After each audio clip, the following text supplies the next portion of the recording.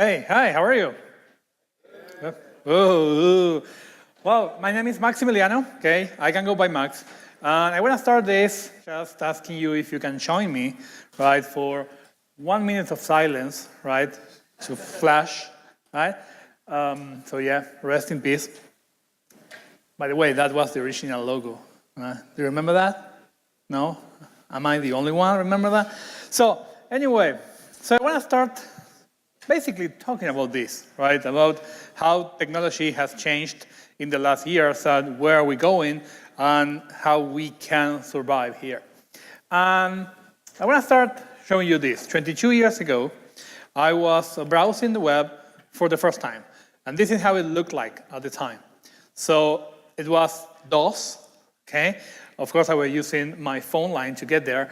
It was yahoo.com. That was the yahoo.com homepage.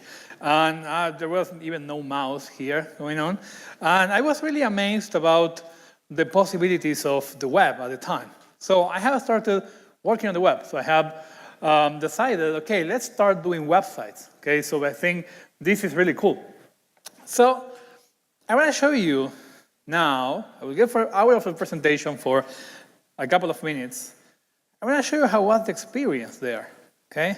So this is DOS, okay? I was using even an older version anyway. We are this year, okay, but that was 22 years ago, really.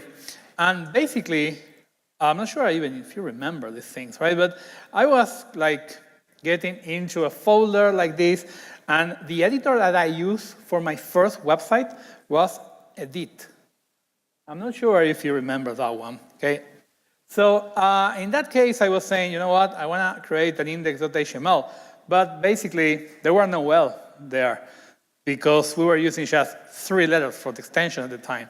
So I was creating my HTML file, okay? And it was something like this. So there were no doc type at the time, right? So it was just HTML, who knows which version.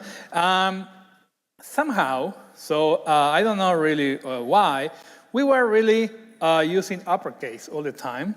So basically, we were just writing text here, and sometimes we were just saying like, hello, ForwardJS, something like that. We were not even using tags for this. And sometimes you say, you know what? I want to do something cool here. And here we were using basically uppercase, okay? So everything was uppercase at the time. It looked like this, basically. Yeah, at the time we were not even using the head and the body. And we are back to that idea now, right? It's optional. It was optional at the time also. If you think about this, at the time we didn't care about semantics. So we were not using paragraph or H1s or H2s or something like that. And if I really want something bigger, so I was doing this, okay? Not sure if you have seen that, okay? Fortunately for you, even if you want some, for example, that's 6, that was the bigger one. If you want something even bigger, you need to add big here. So, and then you say, okay, that's big, okay, that's bigger than 6. And then we close everything. Okay, so I was saving this. Of course, oops, I have another F there. I was saving this, I was getting out of this, and I will basically enter into Windows, right? Win. So, of course, here it's taking probably 10 more times the actual time. Okay, so I remember that opening Windows only at the time with my computer, it was taking around 4 minutes. Just wait for everything to appear. And here, when you are there, okay, you can just go and say, I'm not even talking about opening, connecting to the internet. That was really bad there at the time. It wasn't so easy. But let's say I'm opening the file manager. And if you feel that's slow, okay, again, this is 10 times faster. I can get that to the folder. I can open my index.html file, okay, and Netscape was appearing. And that was taking around another 2 minutes. Okay, it's coming, come on, it's coming. There you are, there you have it, okay? And it's blinking, okay? So, no JavaScript at the time, JavaScript was really starting there. No CSS at all. So that was the experience of creating my first website. I'm not even talking about tables and other stuff there. So it was very different, right? So in fact, my first 5 websites really are in one diskette. That's 1.4 megabytes, right? In fact, with 1 megabyte, it was okay, right? So, and my first 5 websites were published here. So I'm not sure if you have seen this before. So this is GeoCities, okay? GeoCities. So at the time, we were not really like getting our own domains because they were really expensive. We were talking about, at the beginning, like $150 per year for a .com. Then it went down to 75, as far as I remember, and then 35. And it was like, wow, really cheap. So we were publishing things anywhere. GeoCities was the first free hosting solution. And most of the websites, even company websites, were hosted there, right? And there, we didn't even have our own names in the URL. The idea is that we were using something like this, right? You were in a city, and the city has streets, and the street has a number. And that was your URL. Okay, your HTMLs were there. So at the time, there were no tutorials. Okay, so it wasn't so simple to get a tutorial on HTML, for example. By the way, I'm from Argentina. I'm based on a plane, basically. But at the time, there were no books on HTML or something like that. So I got a copy of one book about HTML, and I started doing my website based on that. Not just tutorial, there were no video. So no video on the web. That means no, for example, Safari, Udemy, Udacity, no video tutorials, okay? Not even YouTube, not even a Stack Overflow. Can you imagine that, okay? So, in fact, no Google. So there was no way to search for problems on HTML because the only thing that we had at the time were just indexes. Okay, you can get in a website, but basically there was no way to find an error on HTML or something like that. So, but this is not the history class, okay? So you can see that working for the web at the time was very different. It was really different, right? So you saw that. So, however, a lot of things haven't changed at all. And I want to talk about this, right? So there are a lot of things that haven't changed, and I must say, unfortunately. So the first thing is frustrations. And we have 3 kinds of frustrations here. I'm going to start with frustrations for the user. So we have been frustrating the user for a while. You have been frustrating the user for a while. So first, starting with usability and accessibility problems. Okay, this is something that hasn't changed a bit. From things like you need to download that browser to view the website. You need Netscape, or you need IE. Okay, so this was really common at the time, like a couple of years ago. But things like, for example, please widen your browser. But you can say, I'm on a mobile phone, I cannot widen browser. Okay, so this is common today. Or, you know what? This page isn't available on mobile yet. By the way, that's from last week. So it's not a couple of years before this talk. Also, things like you need Flash. You need to update your Flash player, even if you're on an iOS device. That's a restaurant. Also, things like this, the terminal spinner. Okay, like might take seconds to appear. Flash was somehow responsible of these preloaders. I remember there were even books about how to create a good preloader. Okay, so it seems like at the time it was a good idea to have a preloader. And we know now that it's the worst possible idea we can have. So, or things like, you know what? Get out of here. I don't want you. Right? Sometimes we are creating websites and we are kicking out our user from there. Get out of here right now. I don't want you. Things like that, right? So Pinterest will work faster, look better, and do more stuff if you use our app. So why do you have a website then? Just remove the website. So I'm here in your website. Let me use the website. So, and this is not just from the past. Okay, so you can see that today, Reddit or even YouTube. So you are clicking on a link on Twitter, on a YouTube video, or Facebook, or someone sends you a link using WhatsApp. You click on the link, and then the same YouTube is saying, you know what? You need to go to your app. You are going to enjoy the experience better than here. So why don't you have a website then? So we shouldn't be doing this anymore. That's a frustration for the user. Most of the time, the user will say, no, no, no. Or you just shut down your computer. Right? I'm done with this.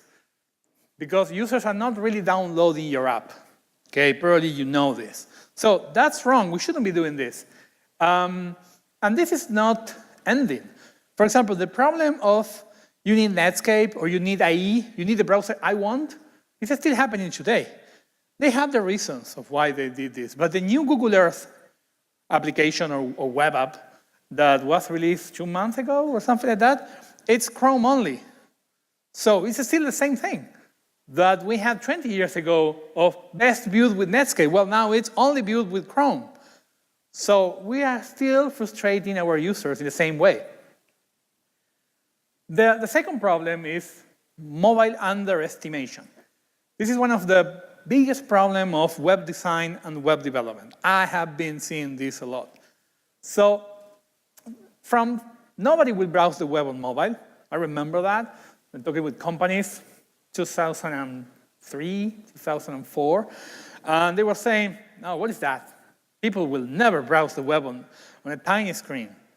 That was the idea, okay, just a couple of years ago. To things like the OneWeb. Have you ever heard about this? The OneWeb was a W3C initiative.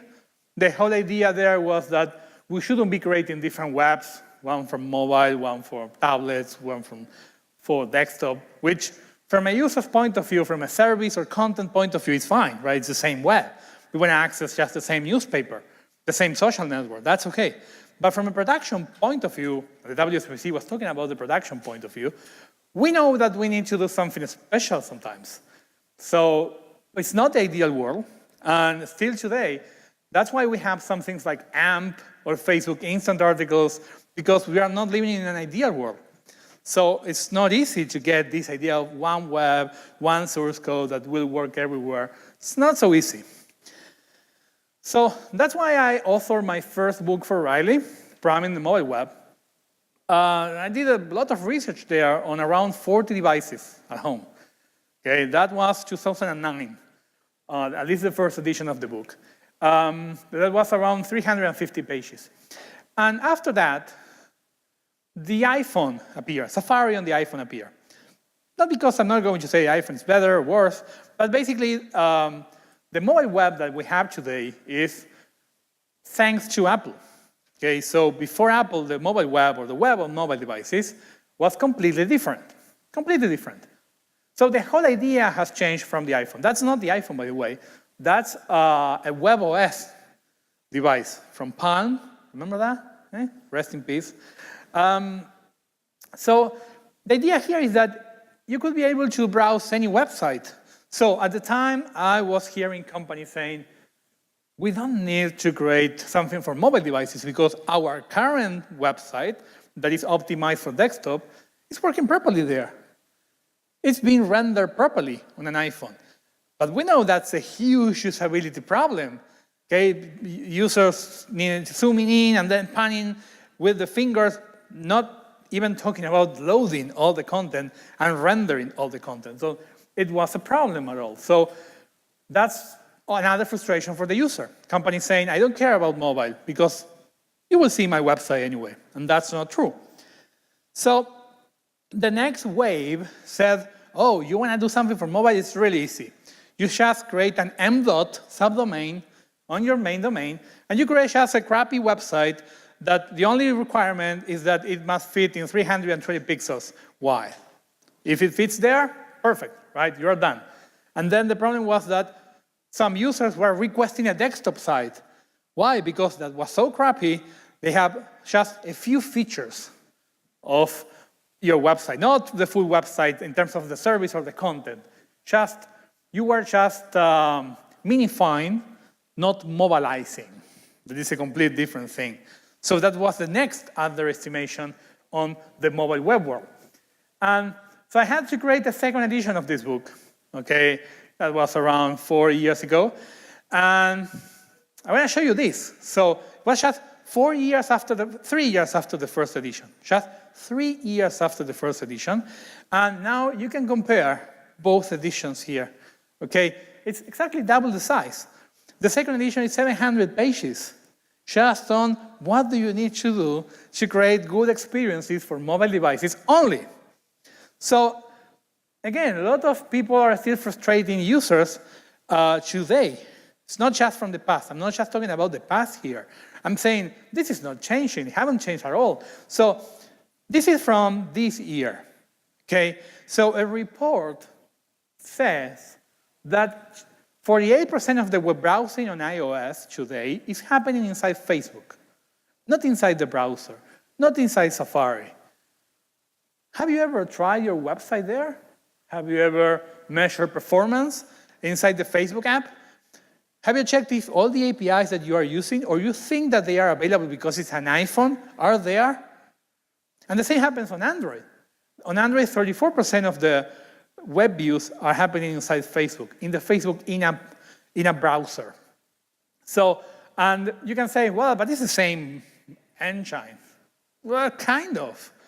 So it's not the same engine as the browser on that same device. Okay, it's the web view, and it's a mess.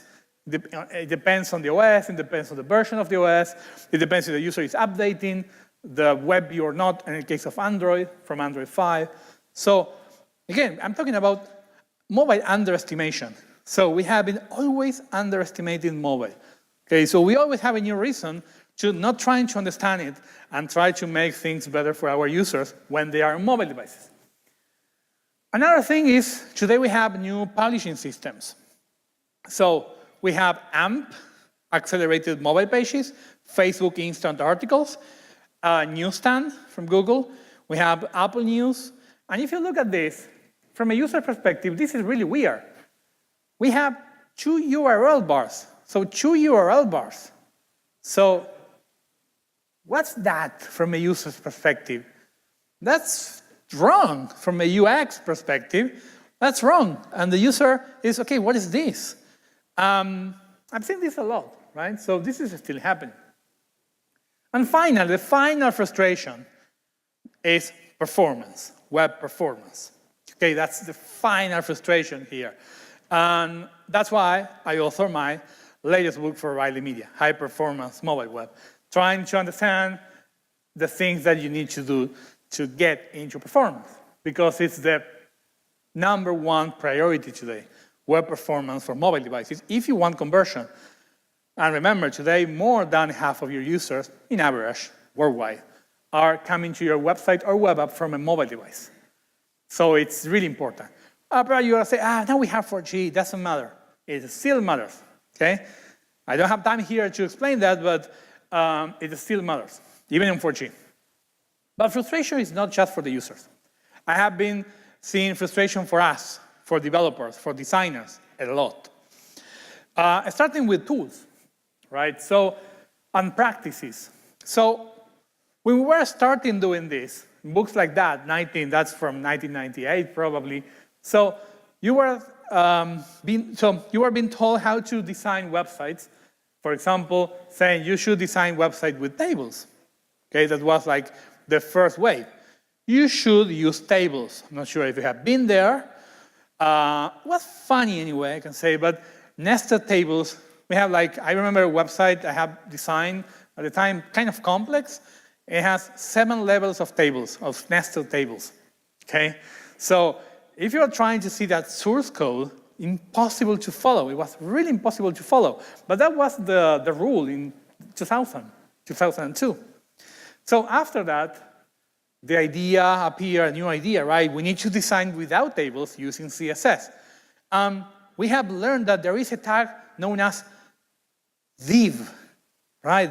Div, wow. Was a new tag, right? So we were designing with divs, right? That was the way. And using, let's say, playing, and I would like to say fighting with floats, okay? Floats and clears to get the design that you want. And after a while, well, we are coming back to the idea of table. I know it's something different, right? It's not the same thing, but it's funny to see that's a new book, right? It's funny to see it's a new design of O'Reilly books. It's funny to see that, okay, we are talking about table layout again using CSS.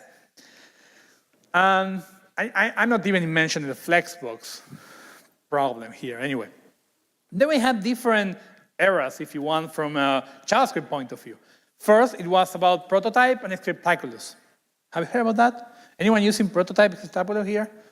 One, only one, two. Okay, shy. So, and then we had jQuery, right? Cool, right? jQuery. But now it's like kind of, I using jQuery, kind of, no. It's like we shouldn't be using that anymore. At one particular time, we even had jQuery mobile. That's another book I authored, by the way, for O'Reilly. But with a big problem, jQuery mobile wasn't really the mobile version of jQuery.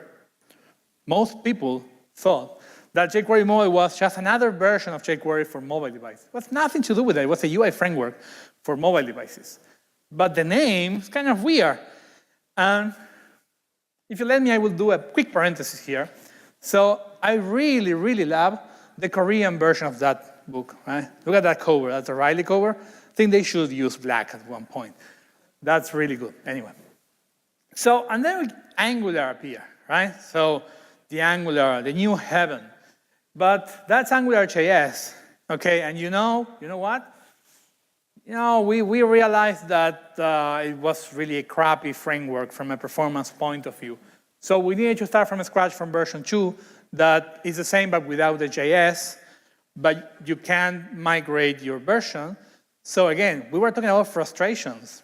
So I'm pretty sure that you need to be frustrated with one of these issues at one point, okay? And I'm not even going to talk about the website of Angular, the documentation, that everything is outdated, nothing works most of the time. Just talking about the mobile web and progressive web app, for example, with Angular, there is a website, mobile.angular.io, that is still there. It will give you information that is totally deprecated. And they need to remove the website, but it's still there. So it's adding frustration to a lot of developers. Now, also we have React, and of course, with its own ecosystem, universe, sub-frameworks, of course, React Native, React.js, React VR, and all the flavors that you can get. And the change is also something that has been frustrating us. Everything is changing all the time, So from browsers to devices, they are changing. The devices that we need to target are changing all the time. To techniques, do you remember that thing? Prefixes. So for 6 years, 7 years, it was the thing, right? We were adding prefixes all the time. Now, fortunately, they're gone, but everything is changing, is evolving. And compatibility is changing all the time. So if you want to use an API, one is the battery API, so you need to be very careful. Okay, let's see. Is it working on Android? Is it working on iOS? What happens on Edge? What happens on Chrome on Android? Is it the same on Mac? Is it the same on Windows? So you need to, like, all the time be behind changes in compatibility. And that leads to this guy. Doesn't look like a web developer. But basically, he said long time ago, that thing, okay? That's Latin. I don't speak the language, but that means basically that I only know that I know nothing. And that's pretty much the feeling that you should have doing web development. So every time you feel like you're an expert, right? I'm an expert, then I know nothing again. So you feel, that's why you're here, bro, in a conference. You feel, looking at all the schedule, like everything has changed from last year or from 2 years ago. And you know nothing, so you need to learn again from scratch. That's the current feeling, right? Expert nothing, expert nothing, expert nothing. So I had that feeling for 22 years. So it hasn't changed at all. So it's something that hasn't changed at all. It doesn't seem like it's going to change, by the way. So get used to it. So, and the final frustration has to do with the business. And here we have a lot of buzzwords during the last 20 years. So from dynamic HTML, oh no, you need to create a dynamic HTML website. What was that? HTML with JavaScript, basically. Then it wasn't that, it was rich internet applications, right? With AJAX, ooh, AJAX. So then, from a business point of view, you need to change the website again. And now we are going to create a rich internet application, not a dynamic HTML website anymore. It's basically the same thing. Then we have single page application. And now progressive web apps. Where we're talking about pretty much the same thing, really. We are just changing names. Yeah, some things are evolving, but the whole idea is exactly the same. And the other problem that is a frustration for the business is using the technology as a goal. And that's something that is our responsibility. So things like AJAX again, and that's my last book in Spanish that I author for Latin America and Spain on AJAX, right? So that's something that we used sometime as a goal, not as a technique to just bring data from the network. Or, no, you know what? You need to go to the App Store. Stop doing apps. Stop doing websites or web apps. You need to go to the App Store. Another frustration for the business. Or then, no, now we have HTML5, okay? So HTML5 is the way to go. And then Mark Zuckerberg said, no, that was our worst mistake, right? Betting too much into HTML5. But then we had responsive web design, another solution. We have now the silver bullet, right? Now we are back into the web world. We are happy. So everything is the same, right? It's a cycle. And then we have the press, all the time, the media, saying things like, you know what? It seems like the web is dying, right? It's clear the web is dying. A month later, they publish, apps are dying, okay? And probably 2 months later, they say, you know what? It seems like apps are not dying. And then they're saying, you know what? It seems like the web is not dying. So it's a complete frustration, one after the other, right? So again, if you're managing a business, you know what to do, right? Because all the time you have different things and different ideas here going on. So we have frustration for the user, for the developer, and for the business. This hasn't changed a little bit in the last 22 years since I have started doing web development. So now I have a guess game for you, okay? So I will give you some quotes, and I want you to think about what technology is that quote from. So it's an innovative new way to create application for mobile devices. You can write amazing apps that look and behave exactly like apps on the phone. Just put it on an internet server, they're easy to update. What is it? Progressive web apps, probably? Well, that was Steve Jobs. And that was 10 years ago here in this city.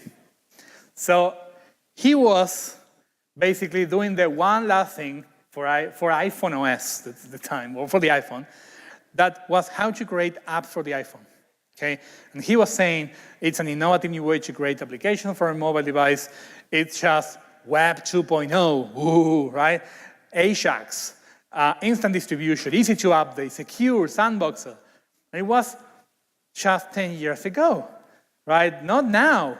It wasn't now. It's not Google saying progressive web app. No SDK. And it was exactly the same year as this ad. Remember that? Mac versus PC that looks so old? Well, it's the same year, okay? The same year, we were talking about something like progressive web apps.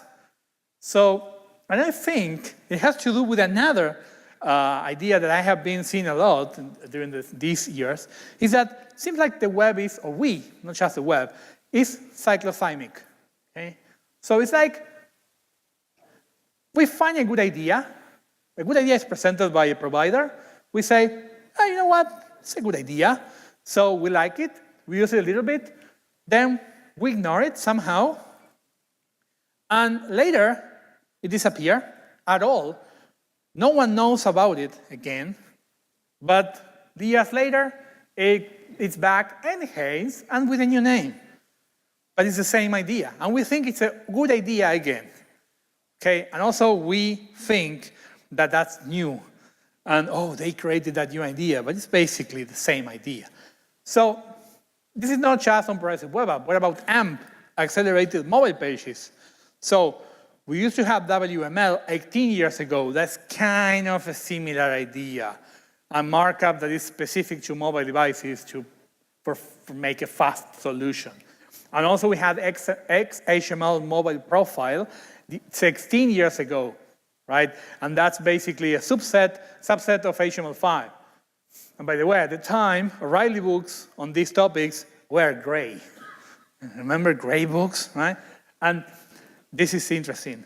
The animal is a mosquito, okay? So WML was a mosquito, which is interesting. So another thing, WebAssembly. Oh, cool, right? We have WebAssembly now. We can write binary code, C++ code, and call it from JavaScript. Well, we had something similar. There was something called the Alchemy project that had to do with Flash, by the way, 9 years ago, that was targeting the same idea, exactly the same idea. So when I'm seeing these new ideas, I think, oh, I remember. I have already seen this before, right? The Alchemy project. Apache Cordova, right, or PhoneGap.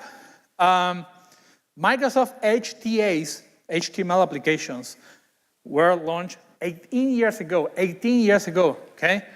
Symbian, remember Symbian? Rest in peace. It has a system known as WRT, and I created a couple of apps, that's probably 12 years ago, 13 years ago, using that system. So I was using HTML, CSS, and JavaScript to create native applications, to package that as native applications. That was 10 years ago. WebVR, right? Cool, WebVR. Do you know A-Frame? It's one of the best frameworks to create WebVR content today. It's markup-based. But you know what? 20 years ago, we had VRML. Have you heard about that? VRML, Virtual Reality Modeling Language. And it looked like this, right? Yeah. There were no headsets, by the way, no VR headsets. It was just with your cursors, okay? But we already had the idea. When I'm seeing A-Frame, I'm seeing VRML because I remember looking at some tutorials on VRML. I did some examples, some basic examples of, like today, you see the basic examples are exactly the same examples that, like we have a sphere, then a background, a light, exactly the same examples as 20 years ago with VRML. So, web components. Do you like web components or Angular? The idea with web components on Angular, I think it's pretty much the same as Flex.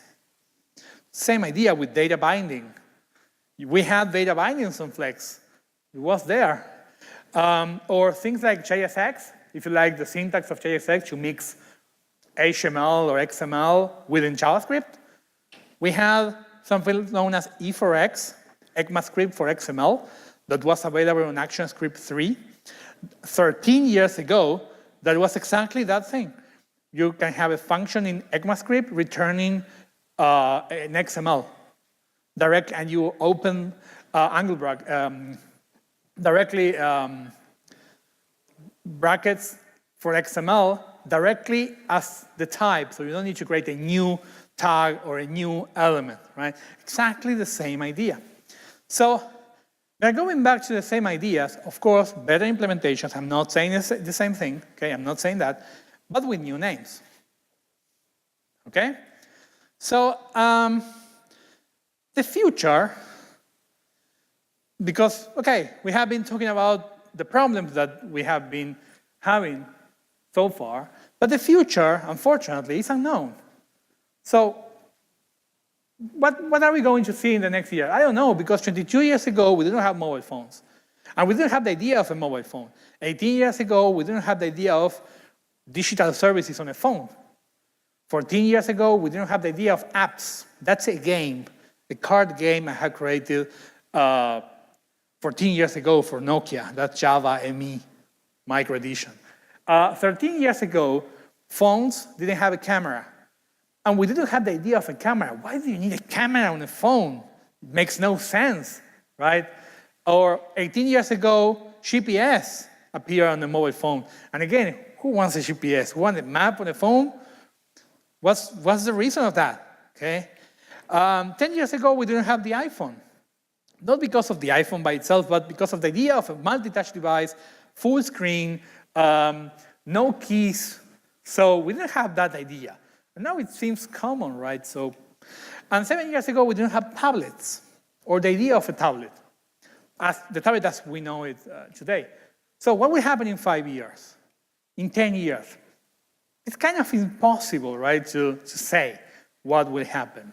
But there are a couple of things that seems to be some possible path. I'm not saying those are the paths that we will take, such as virtual reality. That today, for example, you can browse the web here in VR. For example, that's the Gear VR, okay, where you can open the browser and then browse the web. Okay, so you can see YouTube videos in 360, or even there are normal 2D videos, right? Using a headset like this one and your phone there. Okay, it's something possible today, but of course Chrome is going to release a version in a few months. Today is really experimental, the Chrome version, so that's the ForwardJS website. Also, we can be able to do things really cool in VR. For example, in this case, that's a coding environment, so you can write code directly in VR, and you're creating 3D objects around you. Okay, so you write JavaScript, and all the objects get out of the screen somehow. So I think there are a lot of opportunities there to, even for coding directly in VR. So, and also I don't want 100 apps for doing VR. So I think the web will be the platform for that. So because most VR experiences are temporary.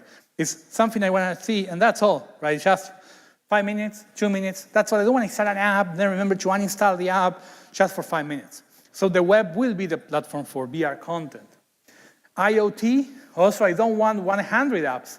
So you have a lot of devices now that can, for example, you can use this device to see, looks really cool, to see if you have fever. Okay, so you put like this. Well, I need you to get out the, so you need to do something like this, something weird, okay, like this, and that's my temperature.